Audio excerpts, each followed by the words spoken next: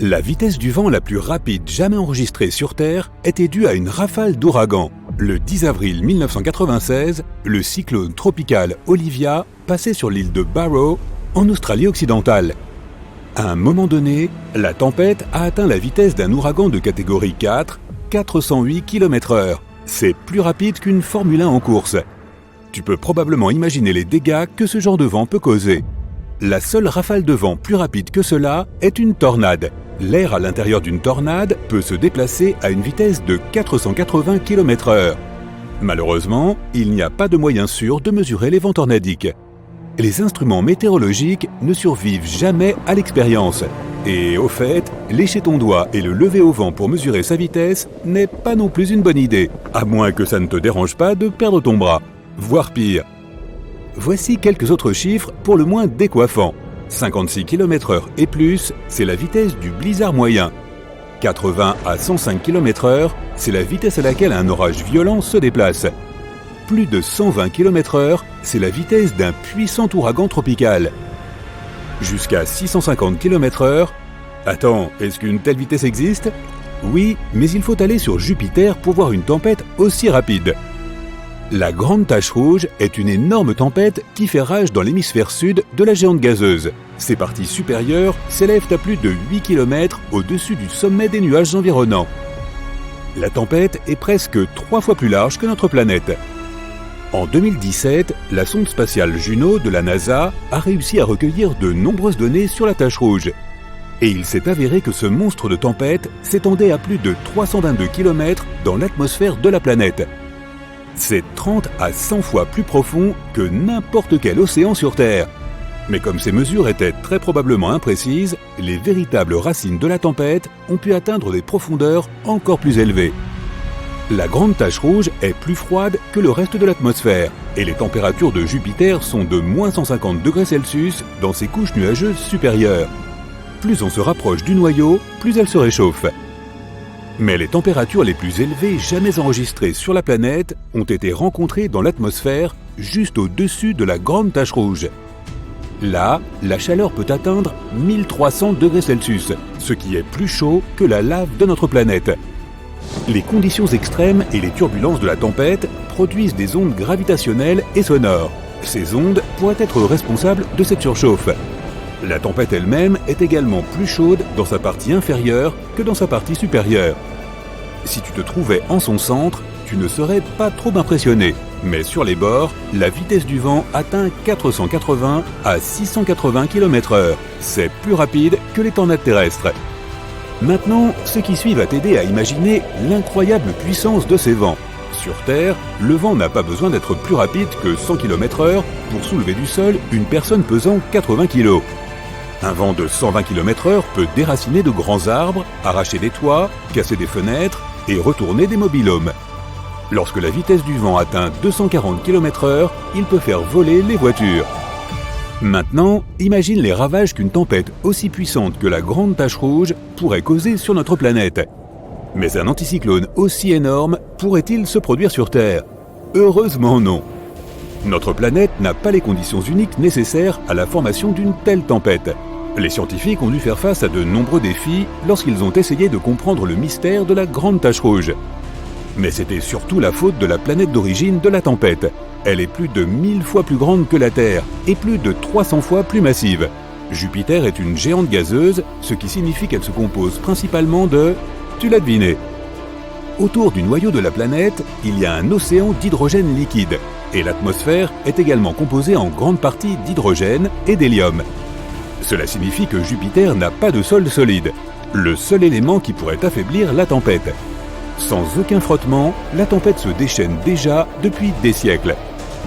Les gaz chauds présents dans l'atmosphère de la planète sont toujours en mouvement. Ils montent, descendent et tourbillonnent. Tout comme sur notre planète, lorsque des gaz plus chauds et plus froids se mélangent et fusionnent, ils forment des tempêtes géantes qui tournent en rond.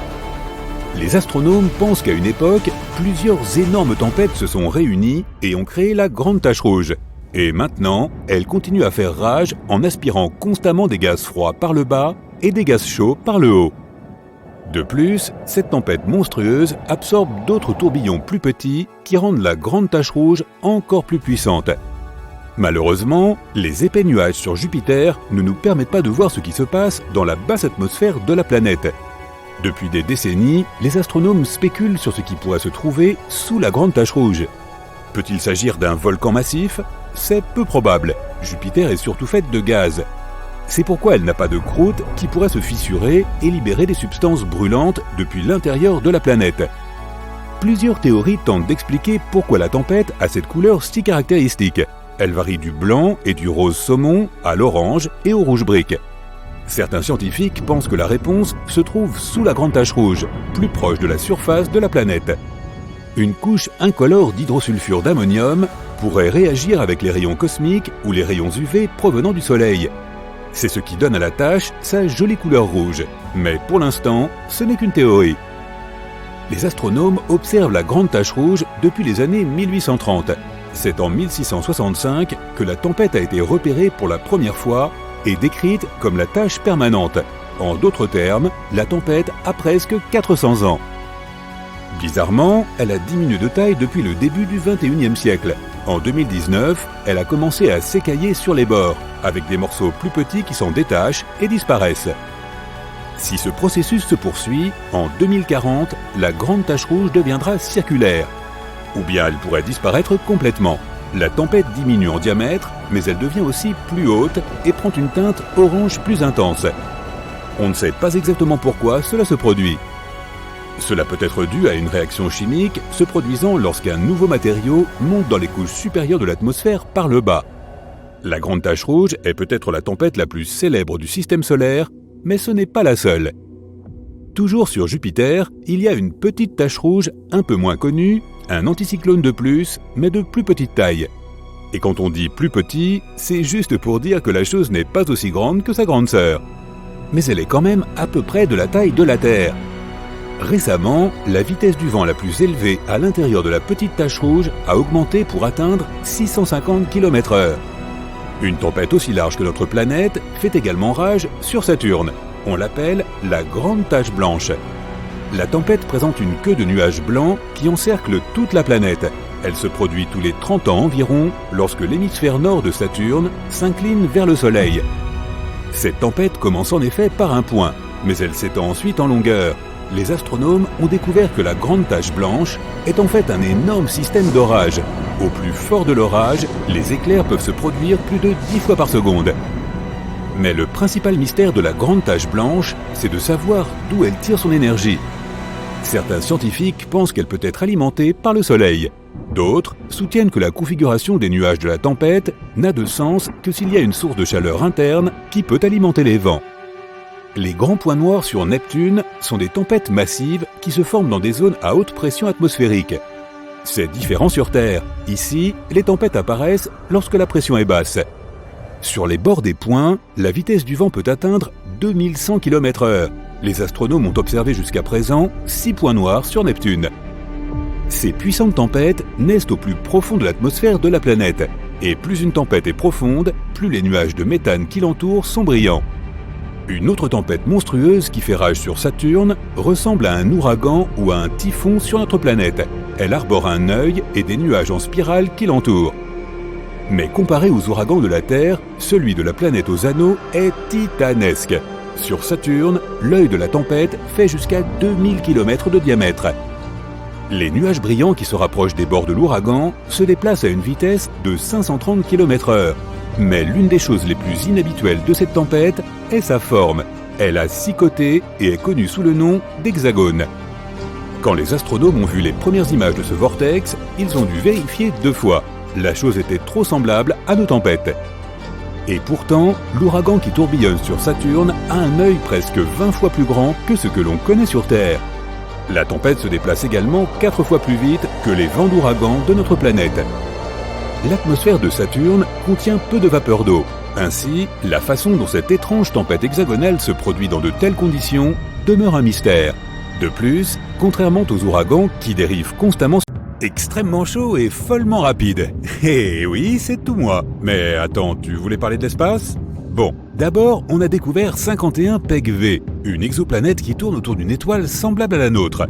Une exoplanète est une planète en dehors de notre système solaire qui tourne autour d'une étoile qui n'est pas le Soleil. Cette planète est complètement différente de tout ce que nous avons trouvé jusqu'à présent. Elle a presque le même diamètre que Jupiter, mais la moitié de la masse de cette géante gazeuse.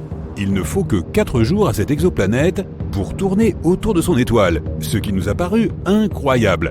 C'était définitivement trop rapide pour quelque chose d'aussi massif. Et puis les scientifiques ont commencé à découvrir ce qu'ils ont nommé des Jupiters chauds partout dans l'espace. De nombreuses géantes gazeuses brûlantes se trouvaient à seulement quelques millions de kilomètres de leur étoile. Parfois, 2 ou 3 corps spatiaux orbitaient de très près autour de leur étoile, et beaucoup étaient plusieurs fois plus gros que la Terre. Les systèmes solaires où ils ont trouvé ces Jupiters chauds ne ressemblent pas aux nôtres. Nous avons un système bien ordonné, avec des petites planètes rocheuses à l'intérieur et de grosses géantes gazeuses à l'extérieur. Et presque toutes orbitent paisiblement autour du Soleil, en suivant leur propre trajectoire. Tout est donc en ordre. Lorsqu'une étoile se trouve dans la première phase de sa formation, elle crée un disque de gaz, de débris et de poussière autour d'elle. On appelle ça un disque d'accrétion. Ces gaz sont lentement attirés vers l'étoile en raison de ses forces gravitationnelles, et cela conduit à une sorte de tourbillon stellaire. Les parties extérieures du disque sont plus denses en gaz que le centre. Avec le temps, l'effet tourbillon devient encore plus puissant. La même chose se produit avec les Jupiters chauds, ce qui fait que ces géantes gazeuses se mettent à orbiter beaucoup plus vite que normalement. Cela les entraîne aussi vers leur étoile en une spirale de plus en plus étroite. Heureusement, notre Jupiter n'est pas devenu un Jupiter chaud. Notre géante gazeuse a commencé sa vie sous la forme d'un astéroïde glacé de la taille de la Terre, ce qui est différent de la façon dont les Jupiters chauds se forment habituellement. À l'époque de sa prime enfance, Jupiter était environ 4 fois plus éloigné du Soleil qu'aujourd'hui, quelque part entre Uranus et Neptune. Environ 2 à 3 millions d'années après sa formation dans le disque d'accrétion de notre Soleil, Jupiter a entamé une phase de 700 millions d'années que les astronomes appellent le Grand Tac. Le tac, ou virement de bord, est la manœuvre qu'effectue un bateau lorsqu'il se dirige vers une bouée et qu'il la contourne en glissant. Ensuite, il accélère et se dirige vers l'endroit d'où il vient. C'est donc ce que Jupiter a commencé à faire. Et dans ses migrations orbitales de plus en plus serrées, la gravité de cette planète aurait pu déplacer de nombreux astéroïdes et autres corps spatiaux, déformer les orbites des grandes planètes et provoquer des collisions et le chaos. Le grand tac de Jupiter aurait détruit de nombreux corps spatiaux. C'est un scénario qui aurait pu arriver, mais heureusement, Jupiter a changé de cap et est devenue la géante gazeuse pacifique que l'on connaît. Neptune, Uranus et Saturne se sont elles aussi lancées dans ce processus chaotique. Saturne est même devenue si grosse que sa gravité a commencé à éloigner Jupiter de son orbite. Mais après un certain temps, les orbites de ces géantes gazeuses se sont stabilisées. Ensuite, elles ont réussi à évacuer les gaz qui subsistaient entre elles. Et comme ces gaz servaient en quelque sorte de carburant pour la migration des planètes, Jupiter et Saturne ont finalement pu s'installer sur les orbites stables que nous leur connaissons aujourd'hui. De temps en temps, Jupiter peut encore envoyer 1 ou 2 astéroïdes glacés sur les planètes intérieures. Lorsque notre planète était plus jeune, cela a même pu être l'un des processus ayant participé à la formation des océans. Mais Jupiter est beaucoup plus calme aujourd'hui. Les forces gravitationnelles de Saturne ont modéré la situation et la maintiennent sous contrôle. Maintenant, Jupiter est notre protectrice. Sa masse est 2,5 fois supérieure à celle de toutes les autres planètes de notre système solaire réunies. C'est une sorte de bouclier gravitationnel qui orbite autour de la partie intérieure du système solaire. Jupiter détourne les débris et les astéroïdes loin des planètes intérieures, Mercure, Vénus, Terre et Mars, assurant notre sécurité à tous. Grâce à cela, la Terre a toujours été protégée. Notre planète a donc eu suffisamment de temps pour évoluer vers des formes de vie complexes, et elle n'a pas été détruite par des astéroïdes, des Jupiters chauds ou d'autres corps spatiaux. Jupiter n'est pas la seule planète qui aurait pu entrer en collision avec la Terre. Les scientifiques pensent que Mercure pourrait avoir été impliqué dans un accident avec notre planète. Mercure est la planète la plus intérieure de notre système solaire. C'est la plus proche du Soleil et la plus petite planète existante. Et elle continue à devenir de plus en plus petite. Aujourd'hui, son diamètre est inférieur d'environ 14 km par rapport à sa taille d'il y a 4 milliards d'années. Les scientifiques pensent que cela pourrait être dû au fait que le noyau de cette planète est composé de fer, et ce fer se refroidirait et deviendrait solide, ce qui réduirait lentement la taille de la planète. Mercure est la planète qui compte le plus grand nombre de cratères dans notre système solaire. Son atmosphère est très peu dense, elle ne peut donc rien faire pour protéger la planète contre les météores. Le plus grand cratère à la surface de Mercure fait au moins 1550 km de diamètre. Cela correspond à l'Europe occidentale, de l'Allemagne jusqu'au Portugal. L'objet qui a formé un tel cratère devait faire au moins 100 km de long. Avec tous ces cratères, Mercure ressemble à notre Lune. Cette planète tourne autour du Soleil plus rapidement que les autres, donc une année sur Mercure dure environ 88 jours terrestres. Cela signifie qu'on y fête son anniversaire tous les 3 mois environ. En même temps, la planète tourne si lentement sur elle-même qu'une journée sur Mercure dure presque 59 jours terrestres. Il faut attendre longtemps avant de pouvoir aller se coucher. Il y a un morceau de Mercure sur notre planète. En 2012, une météorite verte a été trouvée dans un marché du Maroc. Les scientifiques ont étudié sa composition et ont conclu qu'elle pouvait provenir de Mercure. Mercure n'a pas de lune, à cause de sa petite taille et de sa faible gravité. De plus, la planète est trop proche du Soleil. Au fait, la seule autre planète sans lune de notre système solaire est Vénus. Mercure a une croûte très fine, comme une bonne pizza. Selon l'une des théories concernant la formation de cette planète, il y aurait eu une collision majeure au cours de laquelle elle aurait perdu la majeure partie de sa croûte. Cela pourrait aussi avoir déplacé Mercure hors de sa zone d'origine. Ce ne serait pas inhabituel. Les géantes gazeuses de notre système solaire ne se sont pas non plus formées à l'endroit où elles se trouvent aujourd'hui. Mercure a aussi une orbite excentrique, ce qui signifie qu'elle pourrait avoir été éjectée de son ancienne orbite et déplacée sur une nouvelle. Les scientifiques pensent aussi que Mercure a pu entrer en collision avec la Terre dès débuts. Selon une théorie, c'est ainsi que la Lune se serait formée, à partir de toute la matière qui se serait envolée lors de l'énorme collision. Il pourrait même y avoir eu des morceaux de la croûte de Mercure dans le mélange. Les exoplanètes Kepler 107b et Kepler 107c orbitent autour d'une étoile similaire à notre Soleil dans le système Kepler 107. Cette étoile se trouve à environ 1700 années-lumière de nous. Ces planètes ont des tailles presque identiques, toutes deux ayant un rayon faisant 1,5 fois celui de la Terre. Mais l'une d'entre elles, Kepler 107c, est presque 3 fois plus dense que l'autre. C'est parce que leurs compositions sont différentes. Certains scientifiques pensent que Kepler 107b est moins dense car elle serait un jour entrée en collision avec une autre planète inconnue. Ce choc puissant aurait emporté une partie de sa surface et laissé derrière lui un noyau très dense et riche en fer. Une énorme comète a frappé Neptune il y a environ 200 ans. Mais comme Neptune n'est pas une planète rocheuse avec une atmosphère ténue comme Mars ou Mercure, il est plus difficile de trouver des preuves de cet impact. Mais une comète appelée Shoemaker-Levy 9 a éclaté en 1994 et s'est écrasée sur Jupiter. Les astronomes ont réussi à enregistrer cet événement. Cela les a aidés à en savoir plus sur les éléments et les molécules que les diverses collisions ont laissés dans l'atmosphère de Jupiter au cours du temps. Ces informations ont permis aux scientifiques de comprendre que la quantité de monoxyde de carbone présente dans les couches supérieures de l'atmosphère de Neptune est plus élevée que dans ses couches inférieures. Cela signifie qu'une grosse comète a probablement frappé la planète dans le passé, étant donné que les comètes contiennent du monoxyde de carbone dans leur queue glacée. Quelque chose d'énorme a également percuté Uranus, changeant cette planète à jamais. Un objet spatial 2 fois plus grand que la Terre a heurté la géante de glace. Cela lui a donné l'inclinaison qu'on lui connaît. On dirait qu'elle tourne couchée sur le côté. Uranus est extrêmement froide, bien plus froide que ce qu'elle est censée être. Cela pourrait signifier que l'objet qui l'a percuté était une jeune protoplanète composée de glace et de roches.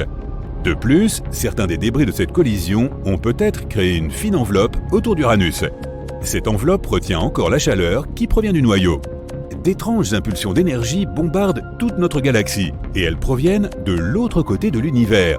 Au cours de la dernière décennie, les scientifiques ont observé des éclairs de lumière bizarres se dirigeant vers notre planète. Ce phénomène s'appelle sursaut radio rapide ou FRB. Ces signaux traversent quelques milliards d'années-lumière de poussière et de gaz. C'est un chemin plutôt long. Jusqu'à présent, personne n'a découvert ce qui est à l'origine de ces sursauts. Tu te trouves donc dans une pièce remplie de gaz explosif. Une seule étincelle peut provoquer une explosion si puissante que toutes les portes et fenêtres seraient arrachées par une énorme colonne de feu. Et tu tiens une allumette. Il te faut une cible plus grande que cette pièce. Que dirais-tu de la plus grande pièce de gaz explosif de tout notre système solaire? Je te présente Jupiter. C'est la 5e planète en partant du Soleil et la plus grande de notre système. Elle est 11 fois plus grande que la Terre et presque 2 fois et demi plus lourde que toutes les autres planètes de notre système solaire réunies. Si on mettait Jupiter sur la balance, il faudrait environ 317 terres pour trouver l'équilibre. Mais surtout, il y a énormément de méthane dans son atmosphère. C'est le gaz que nous utilisons dans notre cuisine ou avec lequel nous faisons le plein de notre voiture. Et il brûle sans aucun problème. Plus important encore, il y a de l'hydrogène métallique. Dans son état normal, l'hydrogène est l'élément le plus léger de l'univers. Mais sur Jupiter, il est soumis à une énorme pression, plus de 400 millions d'atmosphères. En comparaison, sur Terre, tu ressens la pression d'une atmosphère. Multiplie donc ce chiffre par 400 millions et cet hydrogène est tellement comprimé qu'il ressemble à du métal liquide. L'hydrogène métallique peut être un excellent carburant. Il dégage 20 fois plus d'énergie que la combustion d'hydrogène classique. Donc toi et ton allumette pouvez vous amuser comme des fous. Ok, c'est parti. Le premier problème est la distance. Jupiter est seulement à une planète de nous, mais notre chemin est aussi bloqué par une ceinture d'astéroïdes derrière Mars. Elle est pleine de débris de roches géantes. En moyenne, chaque astéroïde peut être aussi large que la distance entre Los Angeles et Las Vegas. Il y a même des roches de la taille d'un État entier. Et le plus gros astéroïde de tous est Cérès. Il est presque aussi large que l'Alaska. Il est même considéré comme une planète naine. Ce dangereux voyage vers Jupiter prend environ 650 jours. C'est presque 2 ans d'ennui dans un vaisseau spatial. En comparaison, la plus longue période que les astronautes ont passée à bord d'un vaisseau spatial est de 84 jours. Mais nous te laisserons prendre ta collection de DVD préférés et quelques sacs de pop-corn. À la fin de la journée, tu pourras dormir un peu après une dure journée de travail. Avance rapide de 2 ans dans le futur et voilà, tu es arrivé à destination. Tu t'imagines déjà en train de craquer une allumette à la surface de Jupiter pour la faire exploser comme un ballon. Oh, fais attention quand tu t'en approches. En raison de son poids, Jupiter possède une forte force gravitationnelle, environ 3 fois plus forte que celle de la Terre. Plus tu t'approches de sa surface, plus tu te sens faible et tu peux à peine te tenir sur tes pieds. Le poids maximum que tu peux soulever ici est également 3 fois moins élevé, et même l'allumette que tu tiens dans ta main te semble déjà plus lourde. Tu essaies de sauter en l'air, tu dois faire plus d'efforts. En fait, tu ne peux même pas y parvenir, car Jupiter est une géante gazeuse. Cela signifie qu'il n'y a pas de surface solide. Théoriquement, plus tu plonges dans ces nuages, plus tu ressens de la pression. Petit à petit, les nuages et les gaz s'épaississent et forment une sorte de liquide. Mais tu n'as pas besoin d'aller aussi loin. Le méthane est un gaz léger et il est plus proche de la surface. Et enfin, c'est le moment de vérité. Tu prends une allumette, tu la frottes contre la boîte et... rien ne se passe. Bien, essayons encore une fois. 2e allumette, 3e, toujours rien. Ok, tu as un brûleur à gaz dans ton sac à dos, tu dévisses la valve au maximum et... rien ne se passe à nouveau. Eh bien, c'est parce qu'il faut 3 composants pour démarrer un processus de combustion. Le premier est le combustible. Heureusement, il y a assez de méthane et d'hydrogène métallique sur Jupiter pour faire exploser la planète entière en quelques secondes. Le deuxième composant est la source d'allumage. C'est la force initiale qui va lancer le processus de combustion. Il peut s'agir d'une étincelle, d'une décharge électrique ou d'une allumette, comme celle que tu tiens dans ta main. Et le dernier ingrédient est l'oxygène. Oui, le même oxygène que nous respirons. Il est tout aussi important pour le feu que le combustible lui-même. Pour faire l'expérience, allume une petite bougie. Couvre-la avec un verre. Tu vois comment le feu continue de brûler pendant quelques secondes, puis s'éteint ? Le combustible est toujours là, mais le feu a consommé tout l'oxygène contenu dans le verre et le processus de combustion est terminé. La même chose se produit sur Jupiter. Il ne peut pas y avoir de feu, tout simplement parce qu'il n'y a pas d'oxygène. Et tu n'as pas besoin de voler jusque là-bas pour t'en rendre compte. Depuis la Terre, on peut voir des centaines de milliers de petits météorites tomber sur Jupiter. C'est la faute de la ceinture d'astéroïdes qui se trouve à côté. Quand il frappe son atmosphère, il commence à brûler, et ça ne fait pas exploser la planète entière sur le champ. Mais ne t'inquiète pas, il y a encore un moyen d'enflammer cette planète gazeuse géante. Tout ce que tu dois faire, c'est déclencher une réaction thermonucléaire en chaîne sur la planète. Il y aura alors une explosion si puissante qu'elle sera visible depuis la Terre, et ce sera comme la naissance d'une nouvelle étoile. Pour cela, il faut faire exploser un réacteur nucléaire comme ceux qui nous fournissent de l'électricité ici sur Terre. En fait, nous devrions envoyer tout ce que nous avons sur Jupiter, mais même comme ça ne sera pas suffisant. Lorsque les gros astéroïdes frappent la planète, ils provoquent une explosion beaucoup plus importante. En 2009, une météorite de la taille de 5 terrains de football a frappé Jupiter. Elle a provoqué une explosion qui équivaut à 5 milliards de tonnes de TNT. Cet incident a laissé une tache noire de la taille de l'océan Pacifique. Et une explosion encore plus grande est arrivée en 1994. Après cette collision, il y a eu une tache géante sur Jupiter, presque de la taille de notre planète. Mais les vents et les tempêtes ont rapidement balayé les traces de l'explosion. Après quelques semaines, Jupiter était redevenu normal. Le problème est que nos tentatives pour faire exploser la géante gazeuse ont eu lieu à la surface de la planète. Or, nous devons placer une charge de la taille de la Lune dans les profondeurs. Une énorme explosion provoquera une réaction thermonucléaire et fera exploser l'hydrogène métallique. Le processus d'explosion est enclenché et en quelques secondes, Jupiter explose comme un ballon géant. Mais ce spectacle sera le dernier que l'humanité verra. L'explosion va perturber les orbites normales de la Terre et des autres planètes. La trajectoire de la Terre autour du Soleil pourrait changer, et nous pourrions voir l'aube non pas à l'est, mais de n'importe quel autre côté du monde. Quand le puissant vent de l'explosion atteindra la Terre, il commencera à balayer notre atmosphère. Bientôt, notre planète perdra sa couche d'ozone. Elle est le bouclier qui nous protège des radiations solaires. Dans cette situation, nous devrons nous cacher sous terre pour le restant de nos jours. Mais même cela ne pourra pas nous protéger. Avant peu, la Terre sera bombardée de milliers de météorites. Jupiter était si lourd qu'il maintenait la ceinture d'astéroïdes en place. Sans lui, ces derniers commenceront à voler vers nous. La Terre ressentirait une pluie constante de météorites. Mais il n'y aurait plus personne sur Terre pour l'observer. L'explosion de Jupiter peut être comparée à une supernova. En fait, Jupiter est pratiquement une étoile. Si elle était juste un peu plus grosse et plus lourde, elle commencerait à rétrécir. La forte pression exercée sur le noyau de la planète déclencherait des réactions thermonucléaires. Finalement, Jupiter se transformerait en naine brune. Et elle serait 50 fois plus lourde qu'elle ne l'est maintenant. Mais comme elle n'a pas assez de poids pour faire cela, Jupiter est parfois appelée une étoile ratée. Peut-être devrions-nous visiter d'autres planètes gazeuses de notre système solaire et essayer de craquer notre allumette là-bas. Saturne.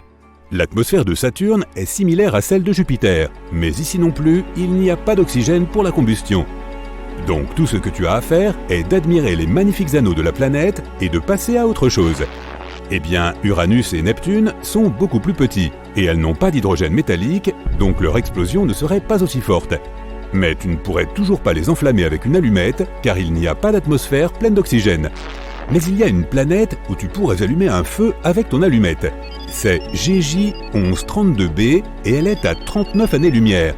Les scientifiques pensent qu'elle pourrait contenir de l'oxygène, bien que ce ne soit pas une géante gazeuse avec des gaz combustibles dans son atmosphère. Mais tu peux toujours t'asseoir sur son sol rocheux et faire un feu pour admirer un singulier coucher de soleil.